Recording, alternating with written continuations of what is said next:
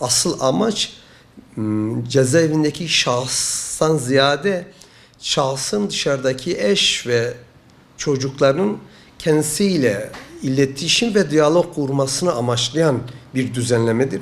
Şunu insani ve hukuki açıdan da düşündüğümüzde burada aile birlikteliği, bir çocuğun baba duygusunu yaşaması, fiziken bir temas var. Çocuk gidiyor, fiziken babasının elini tutuyor. Bu toplumun ve ailenin geleceği, birlikteliği açısından önemli bir gelişmedir. Ve gereklidir, zorunludur.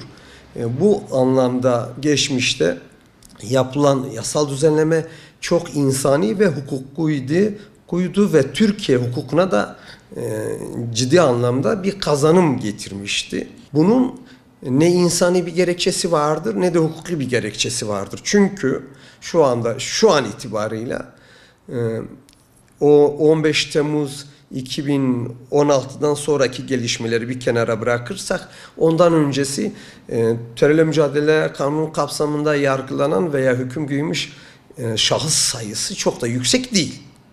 Kaldı ki T tipler, F tipler, D tipler bu cezaevleri de bu açık görüşlerin yapılmasına çok müsait cezaevleridir. Bu açıdan şu andaki uygulama insani değildir, insani olmaktan uzaktır. Türkiye'deki hukuk kazanımları açısından Türkiye'yi ve bizi, toplumu geriye götürüyordur.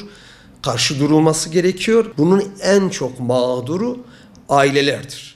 Eş, çocuklar ve yakın akrabalardır, kardeşlerdir, annedir, babadır. Bu açıdan bu olayın bu yönüyle değerlendirilmesi gerekir. Zaten Türkiye'de şu anda beklenilen, yapılması gereken şey bir en azından ceza infaz hukuku açısından bir indirime gidilmesi gerekiyordu. Özellikle hükümlüler kendi eş, aile ve çocuklarının ikamet ettiği şehirden 1000 kilometre uzağa sürülmüşlerdir. Bütün bunlar zaten ciddi bir problem olarak önümüzde duruyordu.